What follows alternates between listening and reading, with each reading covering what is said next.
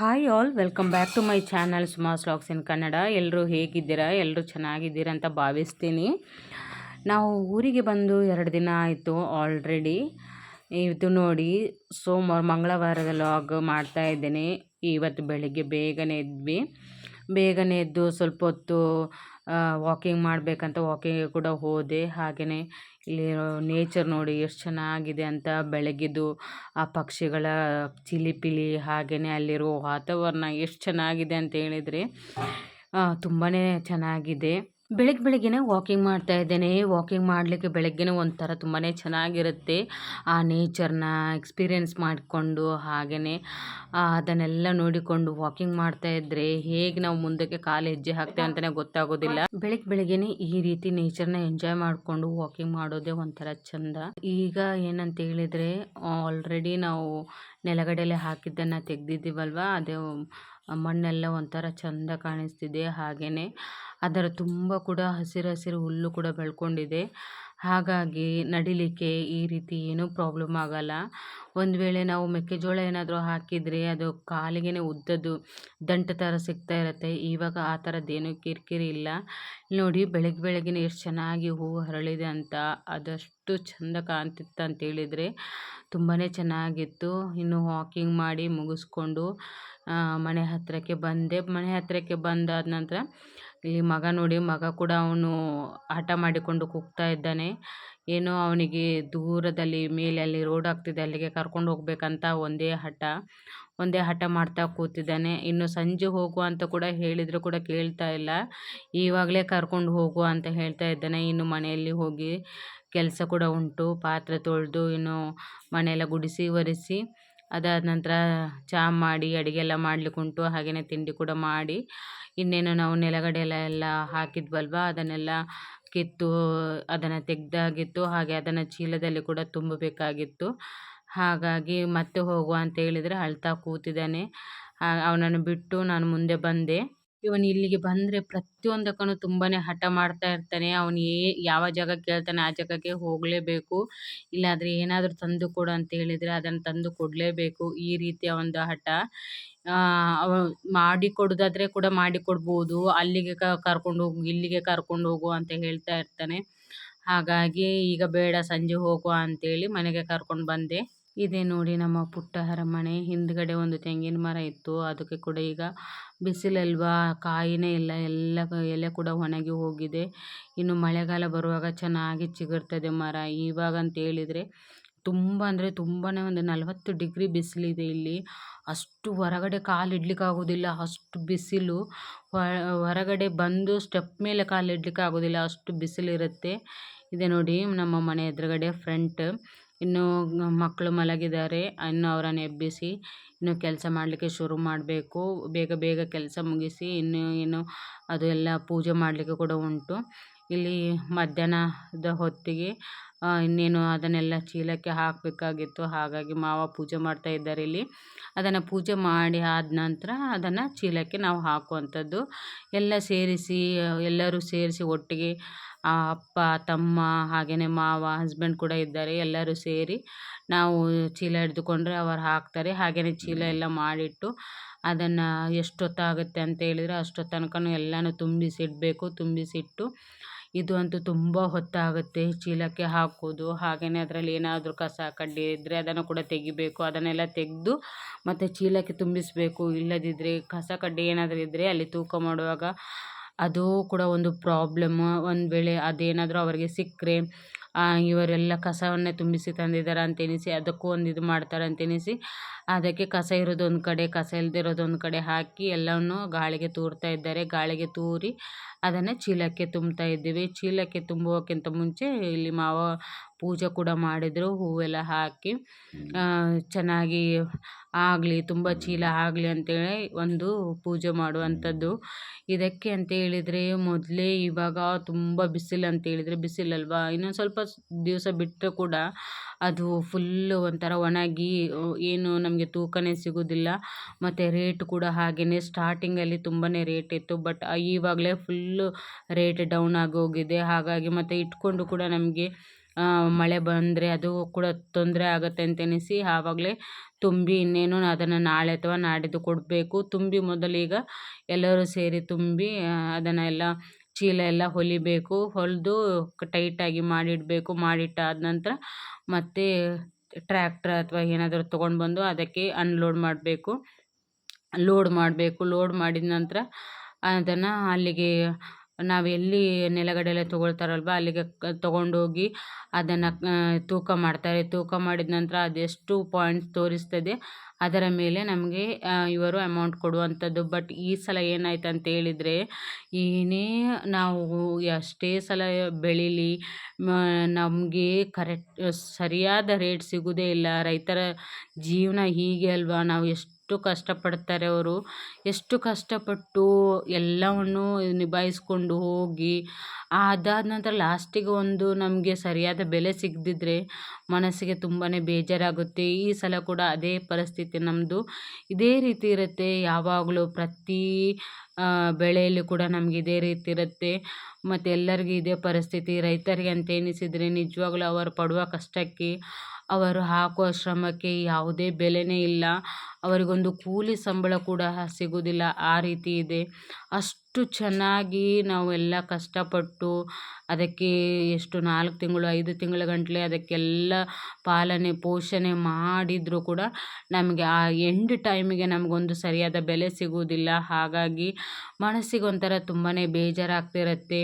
ಹಾಗೆಯೇ ಏನು ಮಾಡೋದು, ಮತ್ತು ಇಷ್ಟೆಲ್ಲ ಬೆಳೆದ ನಂತರ ಮತ್ತು ಅದನ್ನು ಇಟ್ಕೊಂಡು ಕೂತ್ಕೊಳ್ಳಿಕ್ಕೆ ಆಗೋದಿಲ್ಲ. ಯಾಕಂತೇಳಿದರೆ ಮಳೆ ಬಂದರೆ ಇರುವುದು ಕೂಡ ಹಾಳಾಗುತ್ತೆ ಅಂತ ಎನಿಸಿ ಮತ್ತು ಈಗ ಅದೇ ಬೇಜಾರಲ್ಲಿ ನಾವು ಇದನ್ನು ಮಾಡ್ತಾಯಿದ್ದೇವೆ. ಯಾವಾಗ ನಾವು ಒಳ್ಳೆ ಬೆಳೆ ಬಂದಿರುತ್ತೆ ನಮಗೆ ಆ ಟೈಮಿಗೆ ನಮಗೆ ರೇಟೇ ಇರೋದಿಲ್ಲ. ಇದು ನೋಡಿ ನಮ್ಮದು ಮೇಕೆ ಎಷ್ಟು ಚೆನ್ನಾಗಿದೆ ಅಂತೆನಿಸಿ ಈವಾಗಲೇ ಎಷ್ಟು ಚೆನ್ನಾಗಿ ಕಾಣ್ತಿದೆ ಅಂತೇಳಿದರೆ, ಇದು ಚಿಕ್ಕದಿರುವಾಗಲೇ ಮಾವ ತೊಗೊಂಡು ಬಂದಿದ್ದರು. ಒಂದು 3 ತಿಂಗಳು ಮರಿ ಇರುವಾಗಲೇ. ಇವಾಗಂತೂ ತುಂಬಾ ದೊಡ್ಡದಾಗಿದೆ. ಹಾಗೆಯೇ ಎಲ್ಲರಿಗೂ ಗುದ್ದಲಿಕ್ಕೆ ಹೋಗುತ್ತೆ, ಅಷ್ಟು ಚಾಲು ಇದೆ ಇದು. ತುಂಬ ಅಂದರೆ ತುಂಬಾ ಚೆನ್ನಾಗಿದೆ. ಹಳ್ಳಿಯಲ್ಲಿದ್ದರೆ ಈ ಪ್ರಾಣಿ ಪಕ್ಷಿಗಳನ್ನೆಲ್ಲ ನೋಡಿಕೊಂಡೇ ಟೈಮ್ ಯಾವ ರೀತಿ ಹೋಗುತ್ತಂತಲೇ ಗೊತ್ತಾಗಲ್ಲ. ಬೆಳಗ್ಗೆ ಎದ್ದೇಳುವಷ್ಟರಲ್ಲೇ ಟೈಮ್ ಹೋಗಿರುತ್ತೆ. ಬೆಳಗ್ಗೆದೊಂದು ನೇಚರ್ ಒಂದು ಸಿಕ್ಕಿಬಿಟ್ರೆ ಅದನ್ನು ನೋಡ್ತಾ ನಮಗೆ ಟೈಮ್ ಹೋದದ್ದೇ ಗೊತ್ತಾಗೋದಿಲ್ಲ. ಅಷ್ಟು ಚೆನ್ನಾಗಿರುತ್ತೆ. ನಾವು ಊರಲ್ಲಿಲ್ಲ, ಅದೇ ಇದರಲ್ಲಿ ನಾವು ನಮ್ಮ ಜಮೀನಲ್ಲಿ ಇರೋದ್ರಿಂದ ನಮಗೆ ಯಾವ ಕಿರಿಕಿರಿನೂ ಅಂತ ಅನಿಸೋದಿಲ್ಲ. ಯಾಕಂತೇಳಿದರೆ ಬೆಳಗ್ಗೆ ಎದ್ದ ಕೂಡಲೇ ನಮಗೆ ಸಿಗೋದೇ ಪ್ರಕೃತಿ ಸವಿಲಿಕ್ಕೆ, ನೋಡಲಿಕ್ಕೆ ಅದೊಂದು ಚಂದನೇ ಬೇರೆ. ಇಲ್ಲದಿದ್ದರೆ ಈಗ ನಾವು ಎಲ್ಲ ಅಕ್ಕಪಕ್ಕ ಮನೆ ಹತ್ರ ಇದ್ದರೆ ಅದು ಆಯಿತು ಇದು ಆಯಿತು ಇದನ್ನೇ ಕೇಳಬೇಕಾಗಿರುತ್ತೆ. ಬಟ್ ಈ ಥರ ದೂರ ಇದ್ದರೆ ಯಾರ ಸುದ್ದಿಯೂ ಬೇಡ, ಏನು ಬೇಡ, ನಾವಾಯಿತು ನಮ್ಮ ಕೆಲಸ ಅಂತ ಹಾಗೆ ಇದ್ದು ಬಿಡ್ಬೋದು. ಇವಾಗ ತುಂಬಲಿಕ್ಕೆ ಕೂಡ ಶುರು ಮಾಡಿದರು. ಇನ್ನು ಅದೆಲ್ಲ ತುಂಬುವಾಗಲೇ ರಾತ್ರಿ ತುಂಬ ಟೈಮ್ ಆಗ್ತದೆ. ಯಾಕಂತೇಳಿದರೆ ತುಂಬ ಇದೆ ಅಲ್ವಾ. ಹಾಗಾಗಿ ಸ್ವಲ್ಪ ನಾನು ಕೂಡ ಹೆಲ್ಪ್ ಮಾಡಿದೆ. ಅದನ್ನೆಲ್ಲ ತುಂಬಿ ಮತ್ತು ಮಾವ ಎಲ್ಲ ರಾತ್ರಿ ಕೂತ್ಕೊಂಡು ರಾತ್ರಿ ಇಡೀ 1 ಗಂಟೆ ತನಕ ಕೂತ್ಕೊಂಡು ಅದನ್ನೆಲ್ಲ ಹೊಲಿದ್ರು ಕೂಡ. ಮತ್ತು ಮರುದಿವಸ ಬೆಳಿಗ್ಗೆ ಅದನ್ನು ಟ್ರ್ಯಾಕ್ಟರ್ಗೆ ಲೋಡ್ ಮಾಡಿ ಹಾಗೆಯೇ ಫ್ಯಾಕ್ಟರಿಗೆ ಕೊಂಡೋದ್ರು. ಅಲ್ಲಿ ಕೂಡ ಕೊಂಡೋದ ನಂತರ 108 ಕ್ವಶನ್. ಇದು ಹೀಗೆ ಗಾಳಿಗೆ ತೂಕ ಇಲ್ಲ, ತೆಳುವಾಗಿದೆ, ಒಣಗಲಿಲ್ಲ, ಹಾಗೆ ಹೀಗೆ ಅಂತೇಳಿ ನಮ್ಗೆ ಇದೇ ರೀತಿ ಯಾವಾಗಲೂ ಸಮಸ್ಯೆ ಆಗೋದು. ಇವರು ನೋಡಿ ಹಳ್ಳಿಗೆ ಬಂದರೆ ಸಾಕು ಇದೇ ಥರ ಕಿರಿಕಿರಿ. ಏನು ಕೆಲಸ ಮಾಡ್ತಾರೋ ಬಿಡ್ತಾರೋ ಇವರ ಕಿರಿಕಿರಿ ಸಹಿಸೋದೇ ದೊಡ್ಡ ಕಷ್ಟ. ಇದು ನನ್ನ ನಾದಿನಿ ಮಗ. ಅವನು ಕೂಡ ಸ್ವಲ್ಪ ನಮಗೆ ಹೆಲ್ಪ್ ಆಗ್ತಾನೆ. ತುಂಬ ಅಂದರೆ ತುಂಬ. ಅವನಿನ್ನೂ ಚಿಕ್ಕವನಾದರೂ ಕೂಡ ಅವನು ಮಾಡುವ ಹೆಲ್ಪೇ ದೊಡ್ಡದು. ಅಷ್ಟು ಹೆಲ್ಪ್ ಮಾಡ್ತಾನೆ. ಕೈಯಲ್ಲಿ ಏನಾದರೂ ಅದು ಬೇಕು ಇದು ಬೇಕು ಅಂತ ಹೇಳಿದರೆ ಕೂಡಲೇ ತಂದು ಕೊಡೋದು. ಮಕ್ಕಳು ಹೀಗೇನಲ್ವಾ, ಹಳ್ಳಿ ಮಕ್ಕಳು ಪ್ರತಿಯೊಂದು ಕೆಲಸದಲ್ಲಿ ಕೂಡ ಹುಷಾರಾಗಿರ್ತಾರೆ. ಸ್ಕೂಲಲ್ಲಿ ಅಷ್ಟೇ ಅಲ್ಲದೆ ಬೇರೆ ಕಡೆ ಕೂಡ ಅವರು ತುಂಬಾ ಎಕ್ಸ್ಪೀರಿಯೆನ್ಸ್ ಇರುತ್ತೆ ಅವರಿಗೆ. ಚಿಕ್ಕ ಮಕ್ಕಳಿರೋದ್ರಿಂದ ಎಲ್ಲನೂ ಅನುಭವಿಸ್ಕೊಂಡು ಬಂದಿರ್ತಾರೆ. ಬಟ್ ನಮ್ಮ ಮಕ್ಕಳು ಸಿಟಿಯಲ್ಲಿ ಬೆಳೆದ್ರಿಂದ ಅವರಿಗೆ ಅಷ್ಟು ಏನು ಗೊತ್ತಾಗೋದಿಲ್ಲ. ಬಟ್ ಅವರು ಕೂಡ ಟ್ರೈ ಮಾಡ್ತಿರ್ತಾರೆ, ಆದರೂ ಅಷ್ಟು ಕೂಡ ಅವರಿಗೆ ಇದು ಆಗೋದಿಲ್ಲ. ಮಕ್ಕಳು ಹಾಗೇನಲ್ವಾ, ಮಕ್ಕಳ ಆಟಿಕೆ ಹಾಗೆ ಅದರಲ್ಲಿ ಆಟ ಆಡೋದು, ಅದರಲ್ಲಿ ಬೀಳೋದು, ತಮಗೆ ಎಷ್ಟು ಬೇಕಷ್ಟು ಕೆಲಸ ಮಾಡೋದು, ಇದೇ ಥರ ಮಾಡ್ತಾ ಇದ್ದಾರೆ. ಇನ್ನು ಒಂದೊಂದನ್ನೇ ತುಂಬ್ತಾ ಇದ್ದಾರೆ. ಹೆಚ್ಚು ಕಮ್ಮಿ ಅದು 41 ಚೀಲ ಆಯಿತು. ಇದು ಕ್ವಿಂಟಲ್ ಲೆಕ್ಕದಲ್ಲಿ ನಾವು ಕೊಡೋದು. ಒಂದು ಕ್ವಿಂಟಲಿಗೆ ಇಷ್ಟಂತ ಅಮೌಂಟ್ ಕೊಡ್ತಾರೆ ಅವರು. ಹಾಗಾಗಿ ಅವರು ಒಂದಿಷ್ಟು ಗೋಣಿ ಚೀಲ ಕೊಟ್ಟು ಕಳಿಸಿರ್ತಾರೆ, ಅದನ್ನೇ ನಾವು ತುಂಬಿ ಬಿಡ್ತೀವಿ. ಹಾಗಾಗಿ ಬಿದ್ದಿರೋ ಕಾಳನ್ನೆಲ್ಲ ಹೆಕ್ಕಿ ಅದನ್ನು ಕೂಡ ಇಲ್ಲಿ ಅತ್ತೆ ಬಿದ್ದಿರೋದನ್ನೆಲ್ಲ ಹೆಕ್ಕಿ ಹಾಕ್ತಾ ಇದ್ದಾರೆ. ಅದೆಲ್ಲ ಅಂತೇಳಿದರೆ ನೆಲದಲ್ಲಿರೋದ್ರಿಂದ ಎಲ್ಲ ಕೂಡ ನಾವು ತೆಗೆಯುವಾಗಲೇ ಆಲ್ಮೋಸ್ಟ್ ಅದು ನೆಲದಲ್ಲೇ ಇರುತ್ತೆ. ಅವ್ರು ತುಂಬ್ತಾ ಇದ್ರು. ನಾನು ಕೂಡ ಮನೆಗೆ ಏನಾದರೂ ಅಡುಗೆ ಮಾಡಬೇಕಂತೆನಿಸಿ ಟೊಮೆಟೊ ಸಾರು ಮಾಡಲಿಕ್ಕೆ ಟೊಮೆಟೊನ ತೆಗಿತಾ ಇದ್ದೇನೆ. ಇದು ಮನೆ ಮುಂದ್ಗಡೆನೇ ಹಾಕಿದ್ದು. ಒಂದು ರಾಶಿ ಬಿಟ್ಟಿದೆ ಟೊಮೆಟೊ. ತಿನ್ನೋಕ್ಕೆ ಏನಿಲ್ಲ ಅಂತೇಳಿದ್ರು ಒಂದು 1 ಕೆ ಜಿ 2 ಕೆ ಜಿ ಅಷ್ಟು ಆಗುತ್ತೆ. ಬಟ್ ನಮ್ಗೆ ಎಷ್ಟು ಬೇಕು ಅಷ್ಟೇ ನಾನು ತೆಗೆದುಕೊಳ್ತೇನೆ. ಇಲ್ಲದಿದ್ದರೆ ಗಿಡದಲ್ಲಿ ಬಿಟ್ಟರೆ ಅದು ಹಣ್ಣು ಕೂಡ ಆಗ್ತದೆ. ಹಾಗೆಯೇ ಟೇಸ್ಟ್ ಕೂಡ ತೆಗೆದಿಟ್ರೆ ಮತ್ತು ನಾಯಿ, ಬೆಕ್ಕು ಇದೇ ಥರ ತಿಂದು ಹೋಗ್ತದೆ. ಇಲ್ಲದಿದ್ದರೆ ಬೆಕ್ಕು ಬಂದು ತಿನ್ನೋದ್ರಿಂದ ಗಿಡದಲ್ಲೇ ಇರಲಿ ಅಂತ ನಮಗೆ ಎಷ್ಟು ಬೇಕು ಅಷ್ಟೇ ತೆಗೆದಿಡ್ತೀನಿ ನಾನು. ತೆಗೆದು ನಾನು ಕೂಡ ಎಲ್ಲನೂ ಅವರು ಅಷ್ಟು ಚೀಲ ಎಲ್ಲ ತುಂಬಿಸೋದ್ರೊಳಗೆ ನಾನು ಕೂಡ ಅಡುಗೆ ಎಲ್ಲ ರೆಡಿ ಮಾಡಬೇಕಂತ ಎನಿಸಿ ಅದನ್ನೆಲ್ಲ ತೆಗೆದೆ. ಈ ಸೈಡಿಗೆ ಅಂತ ಹೇಳಿದರೆ ಒಂದು ತುಂಬಾ ಹಾಕಿದ್ರು, ಬಟ್ ಅದು ನೆಲಗಡಲೆ ತೆಗೆಯುವ ಟೈಮಲ್ಲಿ ಅದನ್ನು ಕೂಡ ತೆಗೆದು ಹಾಕಿದ್ದಾರೆ. ಹಾಗಾಗಿ ಅದು ನಮಗೆ ಕೆಲವೊಂದು ಕಡೆ ಇದೆ, ಕೆಲವೊಂದು ಕಡೆ ಇಲ್ಲ. ಇಲ್ಲೇ ಸುತ್ತಲೂ ಕೂಡ ಇತ್ತದು. ಹಾಗಾಗಿ ನೋಡ್ತಾ ಬಂದೆ ಉಂಟಾ ಏನಾ ಅಂತ ಎನಿಸಿ, ಬಟ್ ಯಾವುದೂ ಇರಲಿಲ್ಲ. ಎಲ್ಲ ತೆಗೆದಿದ್ದಾರೆ. ಇನ್ನೇನು ಅದನ್ನೆಲ್ಲ ಕ್ಲೀನ್ ಮಾಡುವಾಗಲೇ ಆಲ್ಮೋಸ್ಟ್ ಎಲ್ಲ ತೆಗೆದು ಬಿಡ್ತಾರೆ. ಅದಕ್ಕಿಂತ ಮುಂಚೆನೇ ನಾವು ಎಷ್ಟಾಗ್ತದೆ ಅಷ್ಟು ತೆಗೆದುಕೊಳ್ಬೇಕು. ಇಲ್ಲದಿದ್ದರೆ ತುಂಬಾ ಟೊಮೆಟೊ ಎಲ್ಲ ವೇಸ್ಟಾಗಿ ಹೋಗ್ತದೆ. ಇನ್ನೇನು ರಾತ್ರಿ ಆಗ್ತಾನೆ ಬಂತು. ಇಲ್ಲಿ ನೋಡಿ ಸೂರ್ಯ ಎಷ್ಟು ಚಂದ ಮುಳುಗ್ತಾ ಇದ್ದಾನೆ ಅಂತೇಳಿ. ಸೂರ್ಯಾಸ್ತ ಆಗೋದೊಂದೇ ಅದೆಷ್ಟು ಚೆನ್ನಾಗಿ ಕಾಣ್ತಿದೆ ಅಂತೇಳಿದರೆ ಅದನ್ನೊಂದು ಕ್ಲಿಪ್ಪಿಂಗ್ಸ್ ತೆಗೆದಿದ್ದೇನೆ ನೋಡಿ. ಇಲ್ಲಿಂದ ನಮ್ಮ ನೇರಕ್ಕೆ ನಾನು ಮೊಬೈಲ್ ಹಿಡ್ದಿದ್ದೀನಿ. ಅಷ್ಟು ಚೆನ್ನಾಗಿ ಕಾಣ್ತಿದೆ. ನಿಜವಾಗ್ಲೂ ಆ ಸೂರ್ಯನ ಎದ್ದು ಬರುವ ಹಾಗೆ ಕಾಣ್ತಿದೆ. ಅಷ್ಟು ಚೆಂದ ಕಾಣ್ತಾ ಇತ್ತು. ಅದನ್ನೆಲ್ಲ ತೆಗೆದು ಮತ್ತು ಅಡುಗೆ ಎಲ್ಲ ರೆಡಿ ಮಾಡಿ ಇನ್ನು ಬೆಳಗ್ಗೆಯಿಂದ ಮರುದಿವಸದ ಲಾಗ್ ಕೂಡ ಶುರು ಮಾಡ್ತಾ ಇದ್ದೇನೆ. ಇಲ್ಲಿ ನೋಡಿ ಸೂರ್ಯ ಎಷ್ಟು ಚಂದ ಕಾಣ್ತಿದೆ ಅಂತೇಳಿದರೆ ಸೂರ್ಯಾಸ್ತದ ಟೈಮ್ ಇದು. ಹಾಗಾಗಿ ಕರೆಕ್ಟಾಗಿ ಅಂತೇಳಿದರೆ ಅಲ್ಲೇ ರೌಂಡಾಗಿ ಇನ್ನೇನು ಭೂಮಿಗೆ ಬಂದು ಇಳಿಬೇಕು ಅನ್ನೋ ಥರ ಕಾಣ್ತಾ ಇರುತ್ತೆ. ಅಷ್ಟು ಚೆನ್ನಾಗಿ ಕಾಣ್ತಾ ಇರುತ್ತೆ. ಇದನ್ನೆಲ್ಲ ನೋಡೋದೇ ಒಂಥರ ಚಂದ. ಇದನ್ನೆಲ್ಲ ನೋಡೋದೇ ಒಂಥರ ಖುಷಿಯಾಗಿರುತ್ತೆ. ಕೆಲವರಿಗೆಲ್ಲ ಎಲ್ಲೆಲ್ಲೋ ಬೀಚಿಗೆ ಅಲ್ಲಿಗೆಲ್ಲ ಹೋಗಿ ಸೂರ್ಯಾಸ್ತನ ನೋಡ್ತಾರೆ. ಬಟ್ ಇಲ್ಲಿ ನೋಡಿ ಡೈರೆಕ್ಟಾಗಿ ನಮಗೆ ಯಾವ ರೀತಿ ಕಾಣ್ತಿದೆ ಅಂತ ಅಷ್ಟು ಚಂದ ಕಾಣ್ತಿದೆ. ಇನ್ನು ಅರ್ಧಂಬರ್ಧ ಎಷ್ಟು ತುಂಬಿ ಆಯಿತು, ಒಂದು 10-15 ಚೀಲ ಆಯಿತು. ಮತ್ತು ರಾತ್ರಿ ಕೂಡ ಹಾಗೆಯೇ ಎಷ್ಟಾಗುತ್ತೆ ಅಲ್ಲಿ ತನಕ ಎಲ್ಲ ಕೂಡ ತುಂಬಿ ಮತ್ತು ಅದನ್ನು ಮಾವ ಹೊಲಿಲಿಕ್ಕೆ ಕೂಡ ಶುರು ಮಾಡಿದರು. ಇದು ಬೆಳಗ್ಗೆನೇ ಬೇರೆ ಏನು ಕೆಲಸ ಮಾಡಲಿಲ್ಲ. ಹಿಂದುಗಡೆ ಸ್ವಲ್ಪ ಹುಲ್ಲೆಲ್ಲ ಬೆಳೆದಿತ್ತು, ಅದನ್ನೆಲ್ಲ ತೆಗೆದು ಹಾಗೆಯೇ ಸ್ವಲ್ಪ ಬೀಜ ಕೂಡ ಹಾಕಲಿಕ್ಕಿತ್ತು, ಅದನ್ನೆಲ್ಲ ತೆಗೆದು ಕ್ಲೀನ್ ಮಾಡ್ತಾಯಿದ್ವಿ. ಬೆಳಗ್ಗೆನೇ ಶುರು ಮಾಡ್ಕೊಂಡ್ಬಿಟ್ವಿ. ಮತ್ತು ಮಧ್ಯಾಹ್ನ ಆದ ನಂತರ ನಮಗೆ ಹೊರಗಡೆ ಬರಲಿಕ್ಕೇ ಆಗೋದಿಲ್ಲ. ಹಾಗಾಗಿ ಬೆಳಗ್ಗೆನೇ ಶುರು ಮಾಡಿಬಿಟ್ರೆ ಸ್ವಲ್ಪ ಕೆಲಸ ಆದರೂ ಆಗ್ತದೆ. ಮಧ್ಯಾಹ್ನ ಒಳಗೆ ಬಿಸಿಲಿಗೆ ನಮಗೆ ಹೊರಗಡೆ ಬರಲಿಕ್ಕೇ ಆಗೋದಿಲ್ಲ, ಅಷ್ಟೊಂದು ಬಿಸಿಲಿರುತ್ತೆ. ಇದನ್ನೆಲ್ಲ ತೆಗೆದು ಸ್ವಲ್ಪ ನೀರೆಲ್ಲ ಹಾಕಿ ಇದಕ್ಕೆ ಸ್ವಲ್ಪ ಬೀಜ ಎಲ್ಲ ಹಾಕಿದರೆ ಏನಾದರೂ ಬರ್ತದಲ್ಲ ಅಂತೇನಿಸಿ ಸ್ವಲ್ಪ ಜಾಗದಲ್ಲಿ ಅದನ್ನು ಕೂಡ ಮಾಡಿದ್ವಿ. ಅದಾದ ನಂತರ ಮತ್ತೆ ನಾನು ಸ್ವಲ್ಪ ಸಂಜೆ ನಮ್ಮದು ಮೇಲೆದು ಇನ್ನೂ ಅರ್ಧ ಎಕರೆ ಹೊಲ ಇತ್ತಲ್ವ, ಹಾಗಾಗಿ ಅಲ್ಲಿಗೆ ಕೂಡ ಸ್ವಲ್ಪ ನಡ್ಕೊಂಡು ಹೋಗ್ಬೇಕಂತ ಎನಿಸಿ ಅಲ್ಲಿಗೆ ಕೂಡ ಹೋಗಿ ಬಂದೆ. ನೋಡಿದರೆ ಅದನ್ನು ನೋಡಲಿಕ್ಕೇ ಆಗೋದಿಲ್ಲ, ಅಷ್ಟು ಚೇಂಜಸ್ ಮಾಡಿಬಿಟ್ಟಿದ್ದಾರೆ. ಬಟ್ ಗೌರ್ಮೆಂಟ್ನವರು ಇದು ಮಾಡಿದ್ದಾರೆ, ತೆಗೆದುಕೊಂಡಿದ್ದಾರೆ ಆ ಜಾಗನ. ಆದರೂ ಕೂಡ ನಮ್ಮದು ಜಾಗ ಇಲ್ಲಿತ್ತು ಅಂತ ಅಷ್ಟು ಹೆಸರಿಗೆ ಕೂಡ ಗುರ್ತಿಗೆ ಕೂಡ ಸಿಗ್ತಾ ಇಲ್ಲ. ಆ ರೀತಿಯಾಗಿದೆ ಅಂತೇಳಿದರೆ ನ್ಯಾಷನಲ್ ಹೈವೇ ರೆಡಿ ಆಗ್ತಿದೆ. ಅದಕ್ಕೆ ನಮ್ಮ ಅರ್ಧ ಎಕರೆ ಗೌರ್ಮೆಂಟ್ ಜಮೀನನ್ನು ಕೂಡ ಗೌರ್ಮೆಂಟ್ ಇದು ಮಾಡಿದೆ, ಆಕ್ಯುಪೈ ಮಾಡಿಕೊಂಡಿದೆ. ಹಾಗಾಗಿ ನಮಗೆ ತುಂಬಾ ಬೇಜಾರು. ನೋಡಿದರೆ ಈ ರೀತಿ ಇದ್ದರೆ ನಾವು ನಿಜವಾಗಿ ಅಂತ ಎನಿಸಬೇಕಾದ್ರೆ ಇವಾಗ ಒಂದು ಅರ್ಧ ಎಕರೆ ಜಮೀನು ಇದ್ರೇ ಅದರಲ್ಲಿ ನಾವು ಜೀವನ ಮಾಡಲಿಕ್ಕೆ ಆಗೋದು. ಇಲ್ಲದಿದ್ದರೆ ಇವಾಗ ನಾವು ಅದನ್ನು ತೆಗಿಬೇಕಂತ ಹೇಳಿದರೂ ಕೂಡ ಅಷ್ಟು ಲಕ್ಷಾಂತರ ರೂಪಾಯಿ ಭೂಮಿಗೆ ಬೆಲೆ ಇದೆ. ಇವಾಗ ಅದೇ ಜಮೀನನ್ನು ನಾವು ಇನ್ನೊಬ್ಬರಿಗೆ ಕೊಡಬೇಕಂತೇಳಿದರೆ ಅವರು ಕೊಟ್ಟಿರುವಂತಹ ಹಣ ಕೂಡ ಅಷ್ಟೇನು ಜಾಸ್ತಿ ಇಲ್ಲ. ಬಟ್ ಆಕ್ರಮಿಸಿಕೊಂಡಿರುವಂಥ ಜಾಗ ತುಂಬಾ ಇದೆ. ಈ ರೀತಿಯಲ್ಲಿ ಇನ್ನು ಸಂಜೆ ಸ್ವಲ್ಪ ಮೆಣಸು ಕೂಡ ಇತ್ತು, ಅದನ್ನು ಕೂಡ ಕ್ಲೀನ್ ಮಾಡಿಕೊಂಡು ಇನ್ನೇನು ಖಾರದ ಹುಡಿ ಮಾಡಬೇಕಾಗಿತ್ತು. ಹಾಗಾಗಿ ಅದನ್ನೆಲ್ಲ ಬಿಡಿಸಿ ಪೇಟೆಗೆ ಕೊಟ್ಟು ಕಳಿಸ್ಬೇಕಿತ್ತು. ಹಾಗಾಗಿ ಅದನ್ನು ಕೂಡ ಬಿಡಿಸಿದ್ವಿ. ಅದಾದ ನಂತರ ಬಿಡಿಸಿ ಮತ್ತೆ ಮೇಲೆ ನೋಡ್ಲಿಕ್ಕಂತ ಹೋದ್ವಿ. ಇದು ನೋಡಿ ರೋಡು ಯಾವ ರೀತಿಯಾಗಿದೆ ಅಂತೇಳಿ. ನ್ಯಾಷನಲ್ ಹೈವೇ ಅಂತ ಹೇಳಿದ್ರೇ ಈ ರೀತಿ ಇದೆ ನೋಡಿ. ಇದು ನಮ್ಮದು 1/2 ಎಕರೆ ಜಮೀನು. ಅಲ್ಲಿಂದ ಫುಲ್ಲು ರಾಯಚೂರು ಟು ಬೆಳಗಾವಿ ಇದು ನ್ಯಾಷನಲ್ ಹೈವೇ. ಹಾಗಾಗಿ ಇದು ನೋಡಿದ್ರೇ ನಮಗೆ ನಮ್ಮದು ಜಾಗ ಗುರುತಿಗೆ ಸಿಗ್ತಾ ಇಲ್ಲ, ಆ ರೀತಿಯಾಗಿದೆ. ಈ ರೀತಿ ಕೆಲವೊಂದು ರೈತರಿಗೆ ಈ ರೀತಿ ಅನ್ಯಾಯ ಆದರೆ ತುಂಬಾ ಕಷ್ಟ. ಹಾಗಾಗಿ ನಮಗೆ ಇರೋದೇ ಇದೊಂದಿಷ್ಟು ಜಮೀನು ನಮಗೆ ಜೀವನ ಮಾಡಲಿಕ್ಕೆ.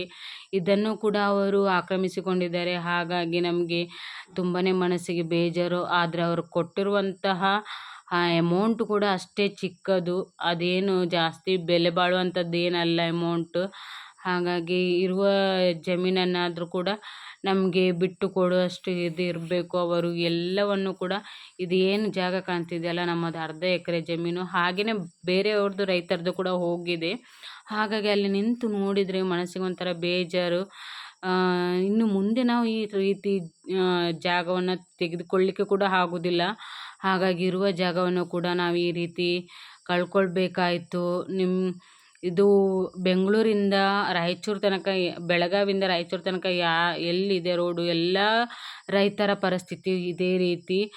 ಅವರು ಕೊಟ್ಟಿರುವ ಹಣಕ್ಕೆ ತೆಗೆದುಕೊಂಡಿರುವ ಜಾಗಕ್ಕೆ ತುಂಬಾ ಅಂದರೆ ತುಂಬ ವ್ಯತ್ಯಾಸ ಇದೆ. ಈ ರೀತಿ ನಿಂತ್ಕೊಂಡು ನೋಡುವಾಗ ತುಂಬಾ ಬೇಜಾರಾಗುತ್ತೆ.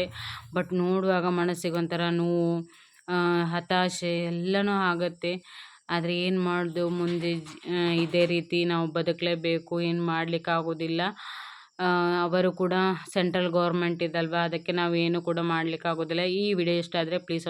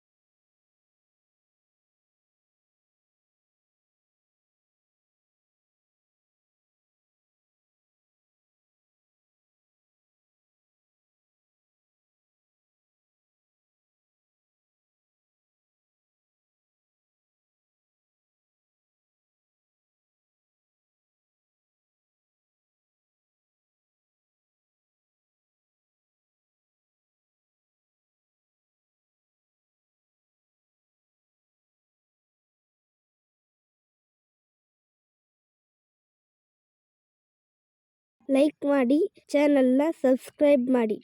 Thank you for watching.